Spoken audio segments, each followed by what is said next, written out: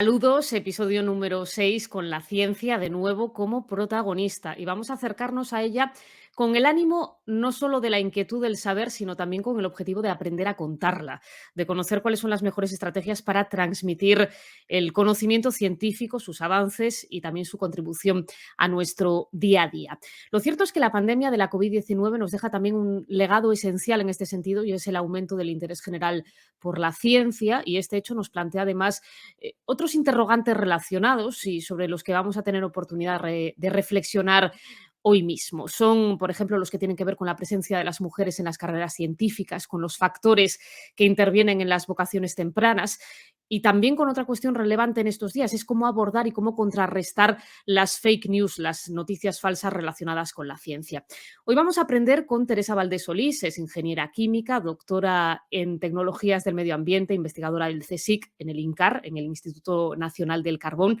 Además es presidenta de la Asociación de Divulgación Científica de Asturias. Teresa, ¿qué tal estás? Bienvenida. Hola, Patricia, pues un placer compartir un ratito contigo para hablar Un de placer ciencia, además. también, un placer también mío. Quería preguntarte en primer lugar si percibes en estos últimos años, no solo a raíz de la pandemia, sino también en este último periodo, ese mayor interés por la ciencia, una mayor demanda de información científica.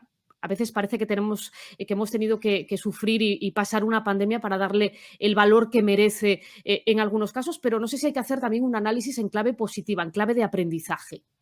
Bueno, yo soy bastante positiva en este sentido y sí que creo que en los últimos años se ha ampliado mucho la oferta de actividades de difusión de la ciencia y eso se debe sin duda a que se ha visto que hay un interés por recibir este tipo de información, ¿no? De cualquier forma, tanto en medios convencionales como los medios de comunicación clásicos, como formatos pues como este de Internet o actividades casi diferentes, ¿no? Como pueden ser en bares, en teatros o Sí, en cualquier esquina, ¿no? Sí que lo hemos visto y de hecho cuando a veces pensamos que a la sociedad española no le interesa la ciencia, la verdad es que los datos lo contradicen porque cada 2 años se hace una encuesta nacional de percepción del interés por la ciencia y somos un país que está interesado por la ciencia. No quiere decir que la tengamos en el top 3 de nuestras inquietudes, ¿no? Porque a mí si me preguntan qué es lo que más te interesa del mundo, no diría la ciencia, ¿no? En ninguna de las tres probablemente, pero sí que es un ámbito de interés que es del nivel de muchos otros de los cuales nos bombardean todos los días, ¿no? Por ejemplo, los números dicen que nos interesa más la ciencia que los deportes y sin embargo la curioso. información que recibimos diariamente de deportes es en mucha mayor cantidad que la que recibimos de ciencia, ¿no? Pues bueno, pues entonces hay hueco para seguir contando ciencia y para contarla de muchas maneras. Vamos a tener tiempo en detenernos en algunas de las iniciativas que de hecho proponéis. Se me ocurre esa de A Pint of Science, que no sé si vais a tener oportunidad ahora que parece que se normaliza la situación sanitaria de volver a retomarla. Tendremos tiempo a abordarla, pero quería plantearte otra cuestión, porque a la hora de trasladar esa información en ese binomio ciencia-periodismo o ciencia-comunicación, por tu experiencia, no sé si hay en general buena relación entre científicos y comunicadores. No sé si funciona bien o hasta qué punto esa alianza.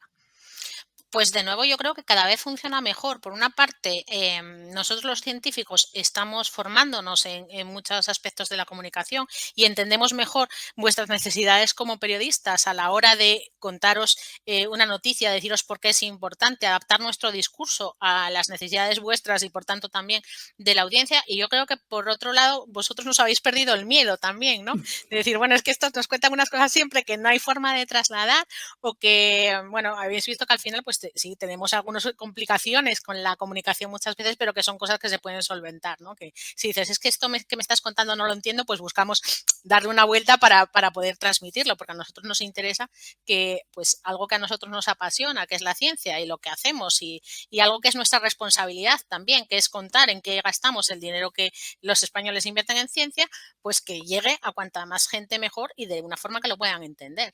Porque los periodistas somos también precisamente ese nexo, ¿no? Entre vosotros y los ciudadanos. Somos Eh, los canalizadores. Efectivamente, ¿no? Nosotros, claro, para nosotros las noticias científicas son muchas más, ¿no?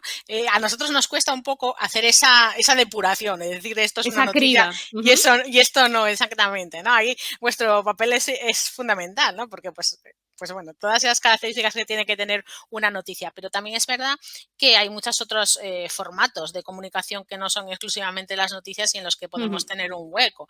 Y además que sois un público, pues que, o sea, aquí en el campo periodistas, ¿no? Que os interesáis por muchas cosas y que sabéis también enseguida cuándo y cómo se pueden contar las cosas. Entonces, tener una relación buena entre científicos y periodistas es fundamental, ¿no? Porque yo, pues ahora, si tengo un, no sé, un resultado chulo o leo un artículo que me parece que merece la pena que llegue más allá, pues tengo a quien recurrir, ¿no? En cierto modo. Yo creo que hemos estrechado muchísimo los lazos entre periodistas y científicos y que ahora mismo se está viendo, ¿no? Que hay pues más facilidad para pasar de noticias de ciencia al público general o información científica a la sociedad en ¿Y crees que general. es una cuestión a la que ha contribuido en cierta medida la pandemia? Es decir, no sé si de unos años a esta parte, sobre todo desde que vivimos en esta situación sanitaria excepcional, se ha contribuido precisamente por la urgencia del contexto a que haya ese mayor interés y por lo tanto también que haya una mayor, pues un mejor entendimiento, ¿no? Entre los propios investigadores y los periodistas, porque no sé si hace tiempo quizá esa relación no era tan cercana o quizá había cierto recelo, cierta desconfianza por parte de los investigadores, de los científicos y también de los propios periodistas que decían, bueno, es que quizá no voy a entender o quizá no me va a facilitar la información en un lenguaje adecuado que yo pueda luego transmitir a los oyentes o a los espectadores o a los lectores. Y precisamente pues había también, ¿no?, esa desconfianza mutua, ¿no?, esa desconfianza recíproca entre ambas partes y por lo tanto eso quedaba circunscrito a los periodistas especializados, ¿no? Quizá ahora los periodistas que hacemos información general nos tiramos más a la piscina. Bueno, yo creo que es que ya estábamos en ese camino. Entonces, la pandemia lo que ha hecho es acelerar esa Ujú. transición, ¿no? Pues ver que de repente era una necesidad inmediata, ¿no? Que no había, o lo hacías o te pasaban otros por delante, ¿no? Otros medios de comunicación, otros Y que había que dar comunicadores. respuestas Y que había que dar inmediatas también. respuestas inmediatas a preguntas muy diferentes. En algunos casos, pues también, no sé, cuando estábamos hablando de ventilación ya no estaban hablando solo los virólogos, ¿no? Pues había mucha gente experta en otras áreas de conocimiento que podía contribuir a cómo se abordaba el problema, ¿no? Y yo creo que ahí ha habido por los dos lados. Por un lado, los periodistas habéis visto que era imprescindible contar con voces científicas o con Y que voces había que expertas, documentarse también, que importante. había que documentarse, que había sitios que eran más fiables que otros. Habéis conocido también mucho cómo funcionaba el método científico, cómo se desarrolla la ciencia, ¿no? Que decías, bueno, es que esto la semana pasada era diferente y ahora me estás contando una cosa distinta. Ya es que la ciencia avanza así, ¿no? Que no damos certezas, que claro, para la información puede ser un problema a veces, ¿no? Porque, bueno, no somos tan contundentes o tan autoritarios en las declaraciones como podríamos ser en otras circunstancias, ¿no? Y menos en una Mm. cosa que estaba evolucionando tan rápido. Y tan Pero desconocida, por otra claro, parte. claro, tan desconocida. Y por otro lado, pues gente que no había tenido a lo mejor un contacto tan directo con periodistas, pues ha visto que era un poco de obligación moral en una situación también en la que todo el mundo estaba muy angustiado, muy preocupado, e intentar por lo menos en su alrededor, ¿no? En su entorno cercano, intentar trasladar una serie de conceptos o de nociones o de, no sé, eh, cosas útiles, ¿no? A los Sí. demás que basadas en la ciencia y que hasta ese momento pues no había visto la necesidad, si quieres, ¿no? Entonces ha habido ahí un revulsivo para ambos lados, pero que se apoya, ya te digo, en el trabajo que llevábamos haciendo muchos de vosotros y de nosotros Ujú. en este sentido, pues en los últimos 10 años. ¿Eh? Yo creo que en los últimos 10 años en España ha habido un esfuerzo enorme por hacer actividades de divulgación, por adaptar el lenguaje a cosas que se entendiese, por huir de tecnicismos y por Ujú. intentar que lo que nosotros O contamos sea explicarlos al entendible, menos, ¿no? dar el Bueno, tecnicismo y luego sí, explicar en qué consiste. por supuesto, pero siempre hay algunos tecnicismos que son superfluos, ¿no? Por decirlo, que además que no puedes estar hablando igual cuando te diriges a tus compañeros Claro. y expertos en la materia que cuando te diriges a un público general. Hay tecnicismos que no son necesarios a la hora de contar este tipo de cosas, ¿no? Pues hay otros que sí, y ahora pues ya somos expertos en vacunología y un montón de cosas, ¿no? Pero bueno, que hemos aprendido muchas cosas y que eso queda ahí, que está muy bien pues tener una formación más amplia. Ya que mencionabas antes el abordaje, ¿no? De este terreno ignoto que nos era tanto para vosotros al final, que estáis metidos en la ciencia, evidentemente, y en las investigaciones diarias, pero también para los periodistas y los ciudadanos en general, que era la COVID-19. Es interesante eso que planteabas, ¿no? ¿Cómo se hizo ese abordaje multidisciplinar? Buscando expertos que no solo tenían que ver con la epidemiología o con la vacunología, sino que al final se abordó microbiólogos, incluso ingenieros, es decir, todo guardaba esa cierta relación. Y esto me lleva a recordar que hace unos días, cuando hablaba con Fernando Valladares, también compañero tuyo Ujú. del CSIC, precisamente nos comentaba que era súper necesario en cuestiones de divulgación establecer esos nexos, esas interrelaciones entre lo que nos sucede. Es decir, que la pandemia de la COVID-19 no es un hecho aislado, por ejemplo, de la crisis energética que estamos viviendo ahora o incluso de la guerra en Ucrania, ¿no? Ya, es verdad, ¿no? Y nosotros muchas veces también, cuando dice la gente: "Es que a mí no me gusta la ciencia", pensamos: "¿Cómo te puede no gustar?", ¿no? Y yo muchas veces Si forma la parte de la vida. claro, exactamente, forma parte de la vida, o sea, es que no te la han contado bien, es como dices: "Es que no me gusta el arte", pues, ¿cómo puede no gustarte? Es que no te han contado bien o no han llegado un cuadro, una escultura, una pieza musical que te emocione, ¿no? Pues, al final consiste en todo esto, en apelar a las emociones y buscar nexos comunes que lleguen a ti, pues, de la forma diferente, ¿no? Yo tengo otro compañero en el CSIC que da unas charlas maravillosas sobre el origen del universo y de la vida, basándose única y exclusivamente en cuadros. Entonces, pues es capaz de estar una hora entera hablando del origen de la vida y las únicas imágenes que pone son imágenes de cuadros. Entonces, claro, eso y es que si no te entra por un lado, te entra por el otro, ¿no? Porque te apela directamente a ti. Pues la ciencia y el arte están relacionados pues con la elección de materiales, con muchas cosas. Y efectivamente estamos en un mundo cada vez más complejo en el que los científicos pues somos expertos en áreas chiquititas del conocimiento. De nuestra área podemos saber mucho, pero hay muchos otros áreas de conocimiento en las que no somos en absoluto expertos y a veces incluso creyéndonos expertos metemos más la pata, ¿no? Porque, bueno, yo no sé, esa falacia de autoridad, ¿no? Que a veces pues caemos como todos los demás, de esto sé yo mucho y al final pues no sabes tanto, ¿no? Y es muy importante, sobre todo porque cuando nos planteamos unas preguntas, ¿no? Como científicos, pues es Sí. muy importante que a la hora de obtener respuestas sean lo más completas posible. Y lo más completas posibles van a ser si tienen pues entradas de diferentes ámbitos, ¿no? Tanto áreas de conocimiento como generacionales, incluso regionales, culturales y un montón de cosas. No sé si durante estos 2 años ya y pico que llevamos de pandemia, es la primera vez que se me ocurre preguntar algo de este tipo. Si los, científicos de diferentes áreas, al menos que sois colegas, que compartís, a veces, pues, centros de trabajo, pero que sois de diferentes ramas, ¿no? De la ingeniería o de la biología.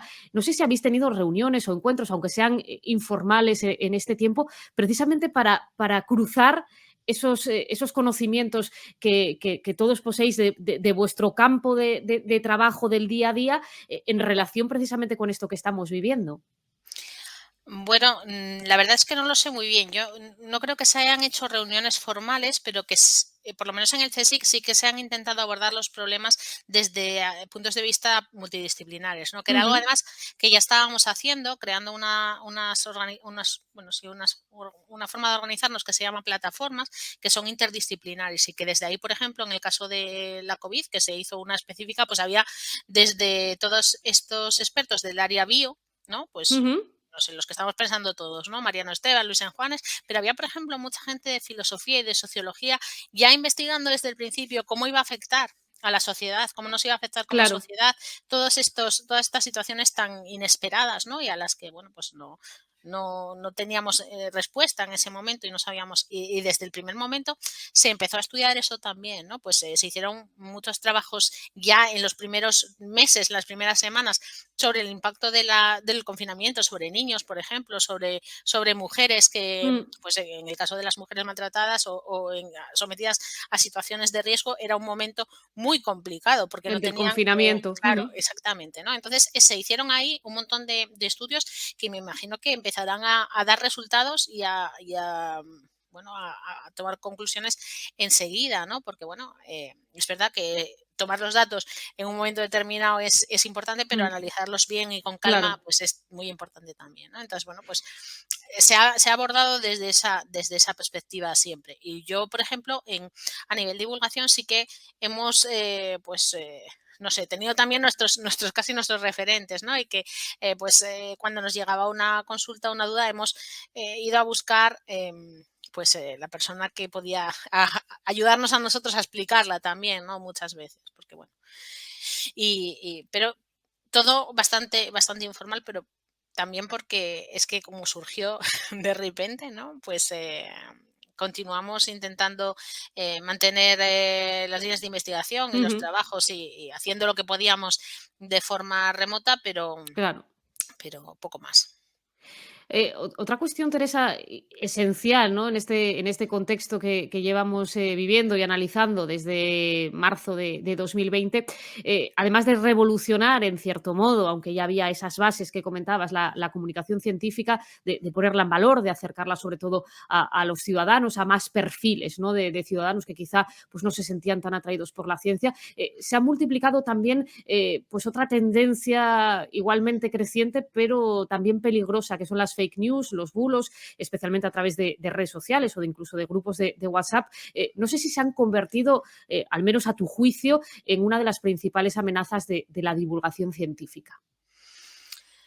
Em, no sé si una de las principales amenazas, pero desde luego es una amenaza. Pero no creo que sea solo de la divulgación científica, es del En conocimiento en general. general, ¿no? Entonces, bueno, sí que, pues mira, precisamente la Universidad de Oviedo va a hacer un ciclo ahora en Gijón, durante el mes de abril y mayo, que se llama Ciencia parece, ciencia no es, y que va justamente de esto, ¿no? De cómo a veces nos intentan colar por ciencia cosas que no tienen ningún sentido, pero como tiene esa pátina, ¿no? De que parece algo científico, que tiene pues como un aspecto de eso, de ciencia, que es Sí, como más creíble. Y voy a dar una charla yo precisamente de desinformación y redes sociales, que estoy preparando ahora, y sí que es verdad que tenemos que tener cuidado, ¿no? Porque, bueno, yo creo que todos tenemos gente de la que nos fiamos más y de la que nos fiamos menos cuando nos cuenta cosas, y con las redes sociales pasa lo mismo, pasa ¿no? lo mismo. Entonces, Mm. tienes que tener unas fuentes de información fiables y ya, y saber y aprender, o si queremos, ¿no? Y sobre todo enseñar a los más jóvenes, a los niños y a los adolescentes a A manejar manejar esos esa cantidad recursos. exactamente, esa cantidad de información, y a ser un poco críticos, ¿no? Cuando le llega, es que lo vi en internet, ya, lo vi en internet, pero no todo lo que ves en internet es bueno, o sea, es como me lo dijo mi madre, claro, esto cuando son pequeños cuela y luego ya no, ¿no? Pues esto Pero lo a los mismo, adultos también nos las cuelan pero muchas veces, claro, claro. claro, claro, pero bueno, pues eso, que tenemos que aprender a mirar 2 veces las cosas y no quedarnos con el primer vídeo de YouTube que nos mandan por WhatsApp o la primera cadena de mensajes,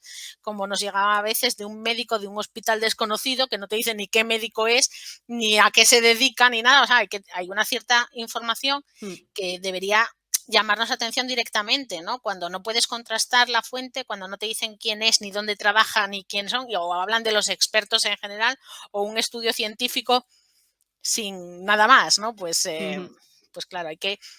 Pero bueno, eso es una necesidad como sociedad, porque no solo en temas de ciencia, en Claro, temas claro, de exacto. política, por ejemplo, que lo estamos viendo ahora, pues pasa exactamente lo mismo, ¿no?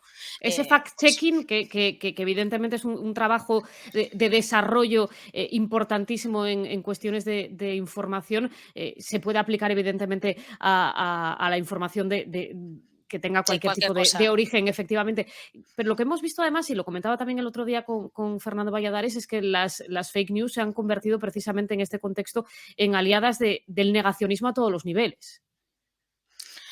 Sí, bueno, no sé, yo es que creo que a veces cuando nos llega una cosa por internet la pasamos antes de leerla, y es que si la leyéramos con un poco, o sea, yo creo que cada vez leemos menos y cada vez le dedicamos menos atención a las cosas que nos llegan, Nos ¿no? quedamos con el titular, con el tuit de turno, con Sí, la imagen a veces. o lo escuchamos en así como haciendo otra cosa a la vez y Mm, no le dedicamos toda la atención que necesitaríamos, ¿no? Porque siempre hay cosas que cuando lo lees la segunda vez dices tú, pero vamos a ver, o sea, la gente que te mandan esas cosas no lo leyó porque si lo hubieran leído no te lo habría mandado, ¿no? Y dices tú, es que, bueno, no sé, eso, que hacemos el reenviar antes de leer lo que nos mandan. Y no sé de qué estábamos hablando ahora mismo, pero sí, o sea, es que hay que, no sé, pues eso, Sí, sí, tener un poco de ojo crítico y de de la pensar lo que de estás ese leyendo además de leerlo. de esa alianza, ¿no? O de cómo el negacionismo, que hemos visto que ha crecido precisamente al calor de la pandemia, también ha utilizado, como estrategia o como herramientas esas fake news. Sí, y el problema o sea, en el caso de los negacionistas siempre lo ha habido. Lo que pasa es que ahora tienen más repercusión porque las redes sociales lo amplifican todo, Les dan crédito, sí. lo bueno y lo malo, ¿no? Entonces, pues, que había gente antes que no se creía que la Tierra era redonda, sí. Pero, ¿qué necesidad tenemos de retuitear y convertir en viral un tuit de no sé qué futbolista que asegura que la Tierra es plana? Entonces, o sea, es que mucha parte de la culpa es nuestra también, porque estamos amplificando, aunque sea para reírnos de ese comportamiento, ¿no? De esa afirmación, pues estamos amplificando hasta dónde llega. Y Claro, bueno, aunque sea compartiéndolo sabiendo que lo sí, hacemos, aunque sea reír o riéndonos de la noticia, ja, ja, ja, qué cosas dice. Ya, pues es que, lo estamos no. difundiendo, a fin de cuentas. Teresa, ya una cuestión de crítica también, la última respecto a esta referencia, ¿no? De que estamos hablando del contexto de la crisis pandémica, de cómo se comunica la ciencia, de los factores que intervienen. No sé si podemos hacer precisamente un balance o una reflexión sobre de qué errores hemos de aprender, ¿no? De lo vivido en estos 2 últimos años desde el punto de vista de esa alianza ciencia-comunicación. Bueno, Eh, al final lo que yo creo que tenemos que aprender que las prisas nunca son buenas consejeras, ¿no? Mm, Que la ciencia tiene unos ritmos que aunque los intentemos acelerar en lo posible, como hemos hecho estos 2 años y que además lo hemos hecho bastante bien, ¿no?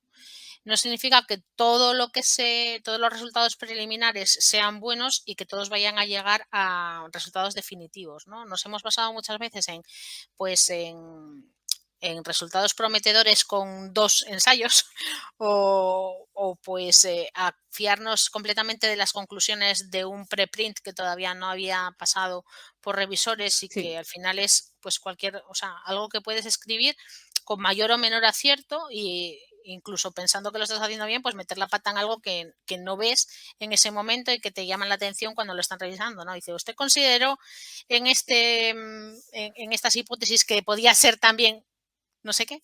Y que eso, pues, te cambia todo el enfoque del trabajo, ¿no? O sea, de hecho, al hilo de esto que comentas, y permíteme que te interrumpa, recuerdo precisamente en las etapas primigenias de la pandemia, marzo, abril, mayo de 2020, me acuerdo que se publicó un estudio, creo que era de un hospital de París, bueno, era una fase muy preliminar, con muy pocos pacientes, pero se afirmaba que los pacientes fumadores tenían una especie de protección frente a la COVID y que por lo tanto pues no tenían problema porque no iban a contraer la enfermedad. Quiero decir, que al final eso cuajó, por ejemplo, en personas fumadoras que decían, bueno, es que yo no me voy a contagiar porque dice un estudio del no sé qué hospital de París que es que tengo una protección específica porque la nicotina, yo qué sé, me crea claro, una capa de protección en los pulmones. pero si al final luego eran 5 pacientes que además de ser fumadores hacían, pues no sé, deporte, ¿no? Por ponerte alguna cosa positiva, ¿no? Pues a lo mejor era el deporte lo que les mejoraba eso O que luego sí se o contagiaron, simplemente vaya. los datos no eran la diferencia entre no sé, las células que analizasen para esto no era significativo, ¿no? O que luego al final se contagiaron porque, bueno, nos hemos contagiado un Prácticamente. porcentaje prácticamente todos, ¿no? Pues vale, es que pues hay que tener mucho cuidado, ¿no? Y en ese sentido las Sobre prisas todo por el no. efecto que crea esa Claro, información cuando le llega al ciudadano, porque se la claro, aplica a sí mismo y exactamente. dice, Y luego, por ejemplo, cuando empezaron a hablar de si los virus se transportaban por gotas o por aerosoles, cuando al 95% de las personas nos daba lo mismo, la diferencia de tamaño entre unos y otros, y era una cuestión ya que era, bueno, casi irrelevante, ¿no? Pues vale, se "Mm, transmite por el aire. Si es 1 metro o metro y medio, bueno, pues lo que hay que poner es las gotículas, medios, ¿no?". las gotículas, ¿no? Hay poner medios para que esas gotas no lleguen al aire o que, bueno, o que no entren en tu sistema respiratorio, ¿no? Si nos empezamos a liar ahí, si es un aerosol, si no, bueno, no sé, ahí también creo que en algunos casos nos dedicamos a ponerle el adjetivo exacto o la definición exacta en términos científicos a cosas que no necesitaban en ese momento tanta precisión, ¿no? Lo importante era que Ujú. había que ponerse las mascarillas y ya la otra parte de la discusión sobre si era un aerosol o era una gota de tamaño pequeño, pues era más discutible que fuese necesario en ese momento, ¿no? Porque además lo que provocaba en ese momento era que se creaba desconfianza, porque había científicos muy vehementes en esta historia, ¿no? Y al final las discrepancias eran sobre un aspecto tan concreto y tan pequeño que en muchos casos eran irrelevantes, ¿no? Pero se Sí, transmitía esa sensación de desacuerdo entre la comunidad científica cierto. que era negativa, ¿no? Porque decían, ¿cómo no? ¿Cómo esta gente está opinando Mm, luego si nosotros nos tenemos que vacunar o no, o poner mascarillas o no, o abrir los bares o dejarnos salir o no, si no se ponen de acuerdo en algo que parece tan así? Pues esas cosas dan desconfianza. Teresa, quiero preguntarte específicamente por algo que ya hemos tratado en alguna ocasión y es sobre lo que tiene que ver con las vocaciones científicas, sobre todo en la tierna infancia. Y siempre recurro a las estadísticas, que nos gustan mucho a los periodistas, los números. Y de hecho A los tenía científicos también, ¿eh? Los por números. supuesto, es lo que se exige, por otra parte, ¿no? Que sean, pues, efectivamente, ese rigor científico que se le pero me gusta partir de los datos, de las estadísticas, y de hecho tenía, lo he comprobado esta semana, un porcentaje que, si corrígeme si me equivoco, ha variado, porque tenía los datos, si no me equivoco, de 2018-2019 respecto a las niñas que se ven como científicas en el futuro. Son informes elaborados por el Ministerio de Educación con motivo precisamente del Día Internacional de la Mujer y la Niña en la Ciencia, que se celebra normalmente, si no me equivoco, el 11 de febrero, y los últimos datos que tenía eran en torno al 7% y el último que revisé era el 5%, es decir, que habría bajado 2 puntos porcentuales esa, digamos, esa vocación científica en las niñas. No sé a qué se debe, sobre todo en este periodo tan cortito de 3 4 años, y por otra parte, una reflexión un poco más amplia de por qué siguen tan presentes esos prejuicios o estereotipos de género entre los más pequeños respecto a las carreras científicas. Bueno, vamos a empezar por el optimismo, ¿vale?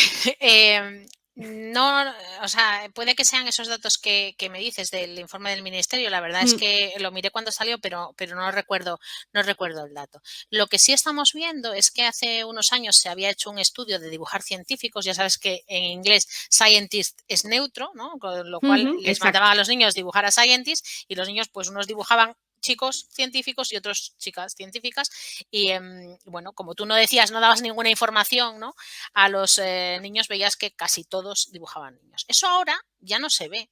La proporción de niños y niñas que dibujan mujeres es mucho más importante que hace unos años, ¿no? Con lo cual sí que estamos favoreciendo esa visibilización de que la De ciencia es las un trabajo referentes. de hombres y mujeres, ¿no? Y que lo hacemos igual y que se puede ser científico siendo chico o chica. Eso está claro, ¿no? O sea, que a mí me parece que esa parte pues bueno, vamos lentos, ¿no? Pero se avanza. Pero se avanza exactamente, exactamente.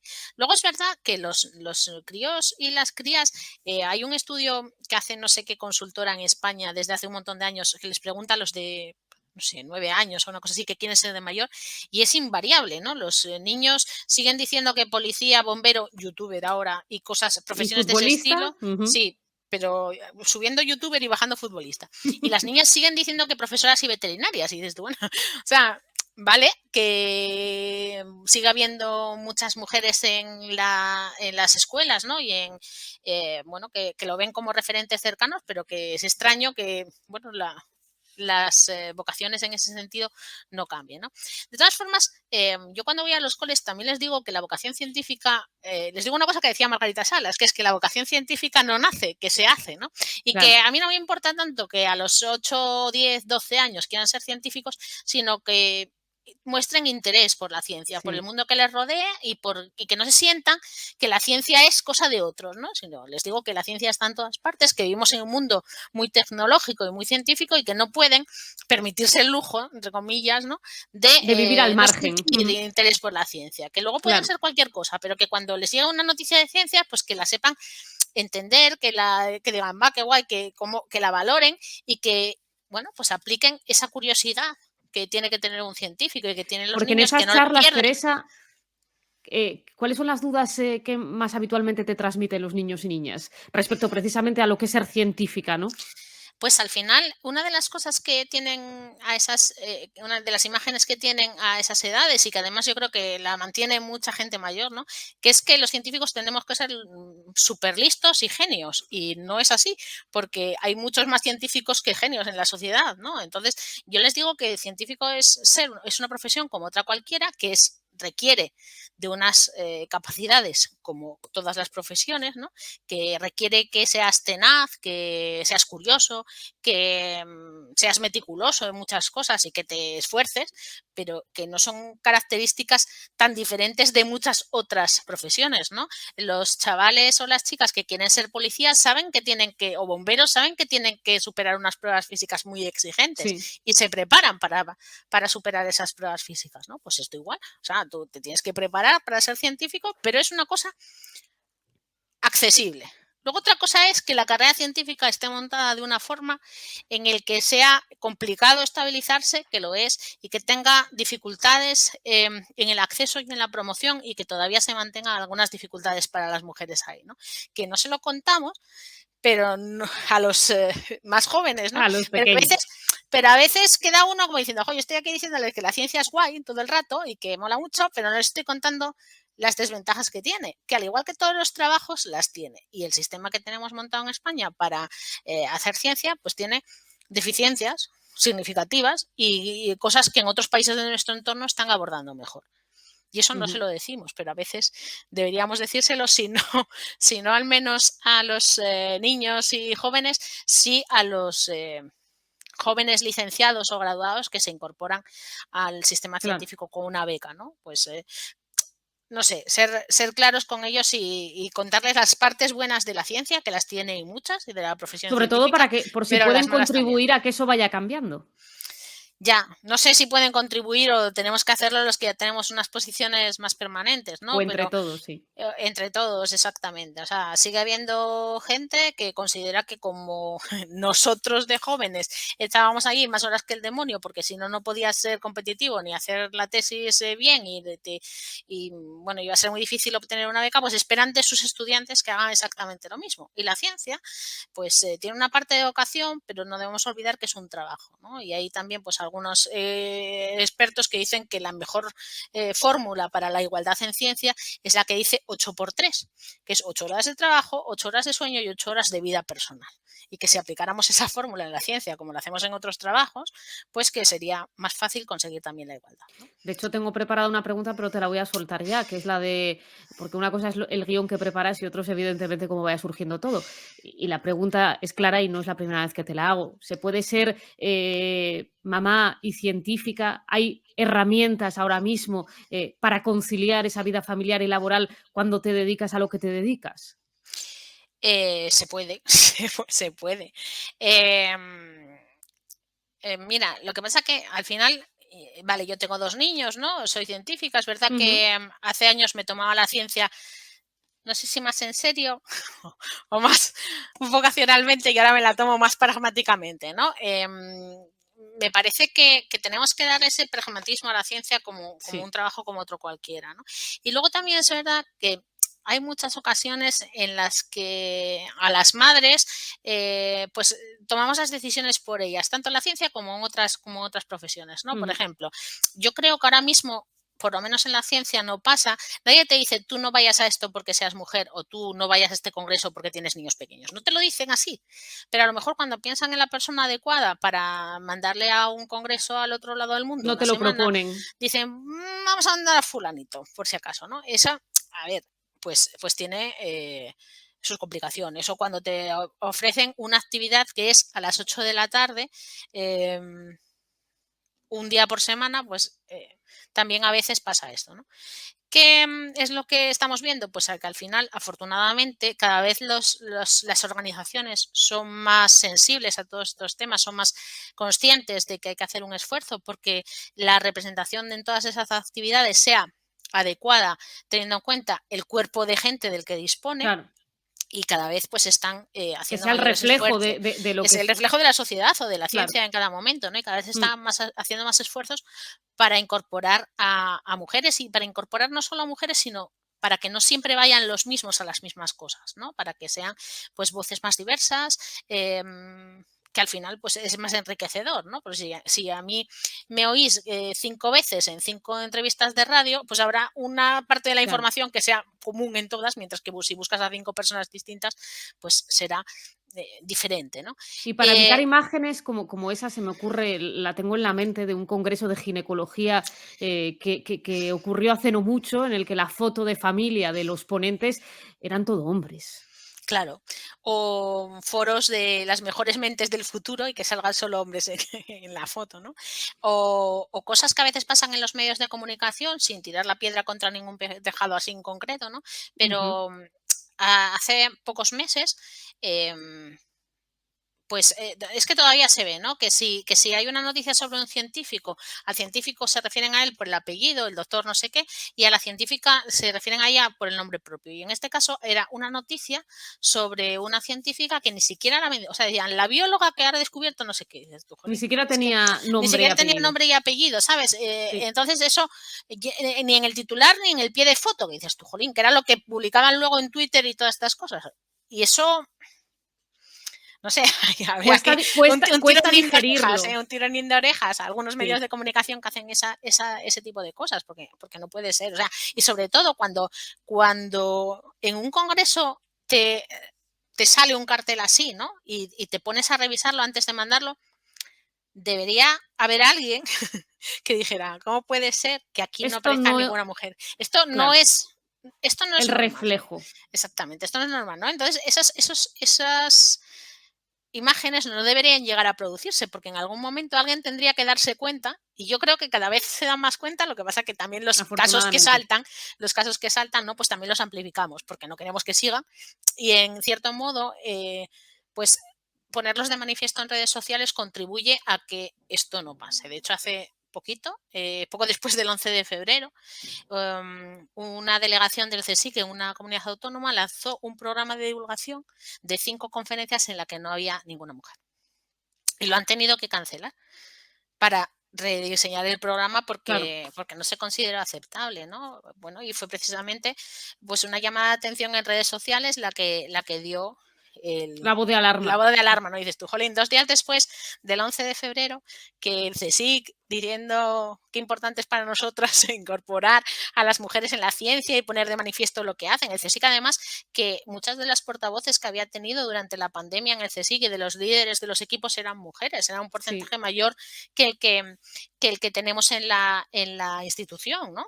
Pues y lo habían hecho muy bien ahí. Pues claro, es que un desliz de estos te cuesta prestigio también, ¿no? Porque un desliz de un grupo de gente en cualquier sitio, ¿no? Bueno, si nosotros organizamos algo aquí, hacemos algo así, pues ese desliz nuestro o de alguien que no revisó o que no pidió una segunda opinión a ver qué te parece este programa y que nadie lo vio, pues eso afecta a 13.000 investigadores Claro. de toda la institución. Entonces, bueno, pues Bueno, de hecho, hay que recordar que la presidenta del CSIC es, Rosa Menéndez, desde 2017, compañera tuya, por cierto. sí, Es la primera mujer que ocupa el cargo desde que se creó en el año 39. sí, Pero claro. también es un reflejo y un buen síntoma, digamos, ¿no? En clave optimista de que algo está cambiando. Exactamente, y cada vez tenemos más investigadoras, pero mira, por ejemplo, nosotros en el CSIC seguimos teniendo ahí un poco de techo de cristal en Ujú. una cosa que además es raro, ¿no? Que es en el número de directoras de centro. Tenemos por debajo de la proporción de personal científico. Y es una cosa que escogemos los propios científicos Claro, a nuestros directores, representantes, ¿no? sí. Mm. Entonces, bueno, pues hay muchos factores ahí, ¿no? Porque las mujeres no se presentan o porque cuando se presentan no salen elegidas, pero bueno, ahí todavía nos queda camino por recorrer. Por cierto, que hablando de camino recorrido y de trabajos de divulgación, no quería pasar de comentar una iniciativa que pusiste en marcha hace 2, 3 años, la de la tabla periódica de las científicas o de las elementas, coincidiendo precisamente con la celebración aquel año, en el 2019, del Año Internacional de la Tabla Periódica de los Elementos Químicos. Tú le diste pues, una vuelta y asignaste cada elemento a una mujer, a una científica, fueron 118 mujeres, Ujú. que precisamente la tengo aquí, así a priori y de lejos, pues parece Claro. una tabla periódica al uso, pero realmente en cada uno de los recuadros hay una mujer científica de diferentes ramas. Además, es útil, es didáctico y es una invitación también a la reflexión, Teresa. Bueno, la verdad que fue una idea un poco feliz, ¿no? De eso de esas ideas que tienes a veces que no sabes qué recorrido van a tener, pero que sin embargo, pues acaban dándote un montón de satisfacciones. Y Sí. surgió, pues, buscando actividades para el 11 de febrero, exactamente. Yo, como sabía que era el Año Internacional de la Tabla Periódica y los químicos para estas cosas son bastante no sé cómo decirlo, pues bastante entusiastas, ¿no? Siempre hacen Ujú. un montón de conmemoraciones y de cosas así. Bueno, y la tabla periódica además es algo que los químicos llevan a gala y que lo llevan en corbatas, pajaritas, no sé. Si buscas tabla periódica y merchandising, sale absolutamente de todo, ¿no? Y además, también por el otro lado, pues había mucha tradición de meter cosas que no eran elementos en la tabla periódica. Entonces yo pensé que esa tabla ya existía y me puse a buscarla. Y cuando me di cuenta que no De que no. existía, pues dije, pues entonces esto pues habrá que hacerla. Y fue así, y un poco pues aprovechando el tirón, ¿no? Decir, bueno, el año de la tabla periódica y esta es una tabla periódica más.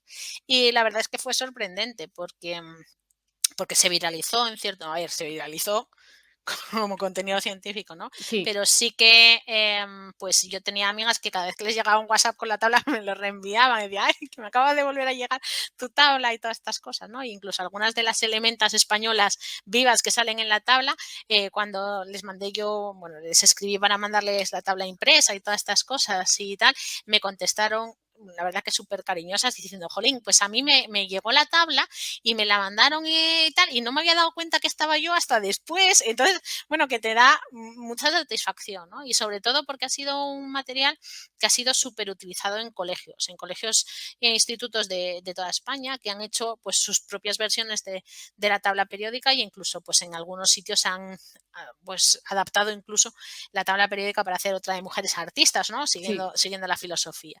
E incluso en algunos países sudamericanos la han adaptado también para meter investigadoras sudamericanas, que era uno de Claro, mis fallos garrafales, ¿no? Porque el problema no era meter 118, sino cuántas dejar fuera, claro. pero que pues la verdad que también es otra opción, ¿no? Coger esa idea y dice, bueno, pues a mí esta no me gusta especialmente, voy a poner otra, pero genial, Ujú. esa parte muy bien. De hecho, te leí hace poquito en Twitter que es una iniciativa que te sigue dando alegrías y sorpresas, Sí, incluso sí, 3 años sí. después. Exactamente, 3 años después, pues, efectivamente, hace un par de semanas me escribieron unas profes de un colegio de Castro Urdiales para mandarme un vídeo con el montaje que habían hecho ellas de su tabla periódica gigante que habían puesto en las paredes de su centro, que lo habían hecho los alumnos de cuarto de primaria, ¿no? Pero sin ir tan lejos, en el colegio de la Corredoria, no sé ahora si es el poeta Ángel González o el Carmen Ruiz Tilbe, aunque me maten, creo que el Carmen Ruiz Tilbe, pues me llevó una sorpresa todavía mayor porque de repente me invitan a dar una charla y me encuentro la tabla allí enorme y habían Ujú. hecho también una ficha conmigo. Bueno, pues nada, la verdad que allí una sorpresa alucinante, ¿no? Y no, no, la verdad que muy bien, pero sobre todo ya no por orgullo personal, que un poco también, sino porque Sí. por lo menos hemos hecho que les suenen los nombres y las caras de esta gente, ¿no? De estas científicas de las cuales pues merecemos conocer más y que sean más conocidas por todos. Porque evidentemente, Marie Curie, Rosalind Franklin, Margarita Salas, evidentemente nos pueden sonar más, pero hasta esas 118 hay para explorar y para aprender muchísimos nombres y muchas experiencias. Sí, la verdad es que sí, y de ¿Con áreas de cuál te conocimiento. quedarías? No sé si te estoy ya pidiendo igual demasiado, o que escojas una favorita de entre todas esas que quizá no son tan conocidas. Pues entre todas esas que no son tan conocidas, me quedaría con Millie Dresselhaus. Millie Dresselhaus era una física estadounidense que la llamaban la reina del carbono también, ¿no? Con lo cual con Rosalind Franklin son dos de mis favoritas. Sí, sí, sí. Es una pasada de mujer con una vida apasionante. O sea que Mildred Dresselhaus. Eh, Busquen. lo cierto es que parece que siempre hablamos de esta cuestión, pero las mujeres evidentemente son las grandes olvidadas de la historia, tanto en el campo científico como en el resto, ¿no? La literatura, en la historia. Y muchas, obviamente, no las conocemos porque no salen en los libros de texto, porque no las hemos estudiado en el colegio o en el instituto. Y esto es algo de lo que adolecen en general esos manuales. Los recuerdo yo también en mis libros de texto, primero en EGB, luego en primaria y secundaria, pues apenas había referentes femeninos, no solo decimos en la materia científica, en la historia, en la literatura, es la asignatura pendiente, ¿no? La deuda histórica con las mujeres. Sí, desafortunadamente sigue pasando, ¿eh? Yo en el libro de quinto de mi hijo tiene un apéndice al final en el que habla de 12 científicos y no sale ni Marie Curie. Salen 12 científicos y muchos de los cuales son bastante menos famosos que Marie Curie, ¿no? Entonces, pues bueno, duele, ¿no? Porque yo creo que la sociedad está haciendo un esfuerzo y que incluso esta editorial, cuando yo lo puse de manifiesto, ¿no? Digo, "Ah, es que no puede ser". Dice, bueno, es que es un material que está ya descatalogado en el próximo, o sea, en la próxima edición Ya lo se va a cambiaremos incluir. en el Y de futuro, ya, sí. pero tú tienes un material digital también, ¿no? Pues en el material digital que ofreces podrías incluir ahí alguna información extra ya para los niños y niñas que están allí, ¿no? Y eso es que ni se lo plantean, ¿no? Entonces estamos haciendo un esfuerzo desde los institutos y los colegios, porque me consta que muchas profesoras están y profesores están súper implicados con estos temas de dar unas visiones más completas, pero por ejemplo, yo no sé si fue el año pasado o hace dos, tengo amigos profesores que se lamentaban de que todas las lecturas obligatorias para segundo de bachillerato eran todas de hombres también, ¿no? Ujú. Que es muy difícil escoger unos sí y otros no, por supuesto, pero que Pero hay es una mucha cuestión de gente. voluntad, porque realmente no es tan difícil cambiar las lecturas obligatorias. Al final tienes que No, no, buscar un las lecturas. consenso, evidentemente, pero que no es tan difícil, es una cuestión de voluntad. Es decir, se pueden decidir qué contenidos recogen esos manuales, se pueden decidir cuáles son los autores, ¿no? de esos libros de lectura obligatoria de cara, por ejemplo, a la prueba de acceso a la universidad, y se Pues puede claro. cambiar. Es decir, si hasta ahora todos eran hombres, sí que puede haber ese equilibrio. Es simplemente cuestión de decir, señores y señoras, vamos Sí, a cambiar esto. sí, sí, vamos a cambiar esto, exactamente, ¿no? Entonces, bueno, pues estaban dolidos muchos profesores por este tema, ¿no? Porque decían que estábamos dando, pues eso, una imagen completamente parcial de lo que es nuestra realidad. Y la estamos dando, la estamos dando. Luego, la verdad que luego también, pues, tiene sus recompensas, entre comillas, ¿no? Que yo ahora voy a muchos coles en Hmm. el que ya me dicen muchas científicas.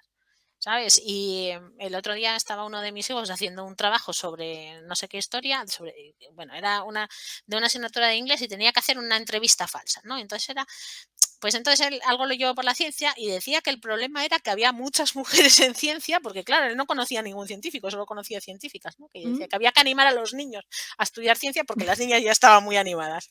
Pero no era que lo estuvieran entendiendo mal, ¿no? Sino que estaba convencido de que como yo llevo años dando la lata con esto, pues que al Bueno, ha final, surtido pues efecto, ha evidentemente. surtido efecto, sí, sí, sí. O sea que bueno, pues tiene su punto bueno si conseguimos salir, ¿no? de nuestros centros de cercanía, de nuestros hijos, de nuestras familias, de nuestros entornos más cercanos y llegar más allá, ¿no? Que esta sensación sea un poco más allá. Pero sí que es verdad que hace años más de Marie Curie no decía nadie y ahora por lo menos a Rosalind Franklin ya se la conoce un poquito más.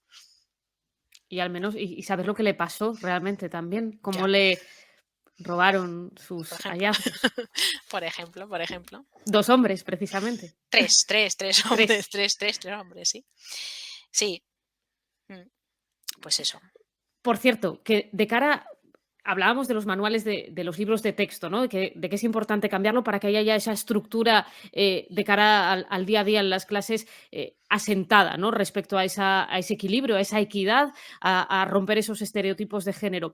Pero otra vez obviamente todos estamos hablando de estas actividades también dentro del aula, pero que van al margen de lo que viene planificado, ¿no?, en el programa. Y yo quería preguntarte, porque es un tema que me llama mucho la atención y que llevo años, bueno, pues documentándome sobre sus efectos y sus estrategias, y es el de la gamificación, ¿no?, o la ludificación, que habría que utilizar quizá más para no tener ese anglicismo, ¿no? Ya es habitual en contextos, por ejemplo, en empresas, también se está trasladando al aula. Yo quería preguntarte por las experiencias que puedas tener respecto a la gamificación, cómo funcionan aplicadas, por ejemplo, a difundir la ciencia y la tecnología. Pues no tengo muy claras las conclusiones, ¿no? Es evidente que cuando aprendes algo pasándotelo bien, se te queda mejor, ¿no? Entonces, pues evidentemente todo lo que se pueda hacer agradable no hace falta aprender con sufrimiento y Sí. latigazos, o sea, eso es evidente, ¿no? Pero también es verdad que las actividades estas de ludificación tienen que ser moderadas, ¿no? Moderadas en el tiempo y moderadas con el esfuerzo, porque no puede ser tampoco que nosotros, por ejemplo, acabamos de hacer en el INCAR un escape box, que es una caja que tienes que resolver una serie de enigmas para resolverla, ¿no? Y todos los Ujú. enigmas que hemos elaborado en colaboración con una empresa asturiana están relacionados con nuestros temas de investigación. Pero Sí. es verdad que, aunque nosotros allí todo eso lo tenemos, luego a la hora de desarrollar el enigma no necesitas ni siquiera leer ni fijarte en toda la información que nosotros estamos dando, Mm. ¿no? Entonces, pues bueno, sí que ven cosas que a lo mejor quedan un poco más fuera, ¿no? Pero en realidad para que esa ludificación fuese Plenamente buena, efectiva tendría sí, que dar también el necesitaría conocimiento, algo ¿no? más, ¿no? Nosotros hemos elaborado un material complementario que se lo podíamos pasar a los profes, pero para que ellos luego trabajasen un poco después, ¿no? Mira, justo antes de Semana Santa fuimos Mm. al CRA de Viella a probarlo con los alumnos de quinto y sexto, que son, claro, como es un CRA, eran poquitos y lo podíamos hacer allí, ¿no? Mm. Y lo que hicimos fue hacer el juego, ellos resolvieron el juego y luego les contamos algunas de las cosas que habían visto en el juego y que evidentemente no se habían fijado. Pero bueno, una de las pruebas, por ejemplo, tenía que ver con científicas relacionadas con el mundo del carbono. Tenían que resolver un enigma y luego les contamos un poco por qué esas mujeres estaban allí y por qué salían esos símbolos que salían en aquel puzzle que tenían que resolver, ¿no? Pero yo creo que hay que acompañarlo con algo más, porque si nos hubiéramos quedado en el escape únicamente, pues ellos se lo pasaron muy bien, como se lo están pasando bien los que lo están probando en el INCAR Ujú. o los niños que tenemos ahí conocidos con los que hemos hecho de conejillos de El India. testeo, sí, Es exactamente el testeo, la prueba se lo han pasado muy bien, pero claro, aprender, pues, o sea, claro. Tiene que aprender, haber un aprender, hay que desarrollo ver algo más, posterior, ¿no? hay que ver algo más, ¿no? Mm. Exactamente. O al revés, ¿no? Que haya algo que luego dice, esto sé yo lo que es porque a mí esto me suena. Entonces, me parece muy complicado. Me parece que está muy bien como un complemento, pues yo qué sé, en la semana cultural del cole o Mm. en la semana de la ciencia o algo así, ¿no? Pero como base, pues no Ujú. sé. No. Pero Teresa, me afortunadamente consta. no soy experta en educación y no tengo que preocuparme de todas estas cosas todos los días. Sí que te voy a pedir algo más, que tiene que ver con la educación, sin duda, pero que además me consta que eres una enamorada de los libros infantiles y especialmente de aquellos que tienen una edición, pues, especialmente preciosista, ¿no? O bien cuidada. Y me consta que además que en estos últimos años, pues se ha desarrollado con más, bueno, de forma más significativa el tema de reunir literatura infantil y juvenil con temas científicos. Y ya que estamos muy cerquita de la celebración del Día del Libro esta semana, pues sí que me gustaría pedirte, no sé si una o un par de recomendaciones de esos libros, ¿no?, que podríamos regalar a los más pequeños que tengan que ver con la ciencia y que sean, bueno, incluso para los adultos, porque yo también me reconozco una enamorada de los libros infantiles y pues un par de recomendaciones igual para todas las etapas o para un par de etapas, los más pequeños o los que ya tengan un dominio de la lectura y que se puedan quedar, pues con eso que hablábamos, ¿no? De que al final sea divertido también aprender de ciencia y que lo disfrutemos tanto adultos como pequeños. Me metes en un compromiso, ¿eh? Porque, jolín. No hay No, publicidad, simplemente es una no, no, en recomendación. absoluto. Mira, además es que es alucinante porque están haciendo libros de ciencia para a partir de 5 años y cosas Mm, así, ¿no? Que dices tú: "Jolín". Y además con algunos temas a veces que dices: "Pero, ¿cómo puede ser un libro de ciencia sobre física cuántica que los hay para cuántica. 5 años?". Sí, sí, yo casi ni lo entiendo, ¿no? Pero sí que hay cosas muy chulas. Yo estoy pensando en concreto en una colección que se llama Futuros Genios, que, es Voy a de apuntar. un chico que se llama Carlos Pazos, que en Twitter es Mola Saber, que está indicado para esto, ¿no? Y tiene para a partir de 5 años y tiene cada librito pues de una temática diferente y luego tiene uno que se llama Astromitos, me parece, que también es sobre el sistema solar y todas estas cosas del espacio que son fascinantes y con unas ilustraciones muy bonitas. Y luego para más mayores, a lo mejor la colección de cómics de científicos que saca Jordi Bayarri, que hay pues muchos diferentes, ¿no? Por ejemplo, los últimos son de Mary Anning, también hay de Ramón y Cajal, de Hipatia, de Marie Curie, de Charles Darwin, no sé, y son biografías en formato cómic.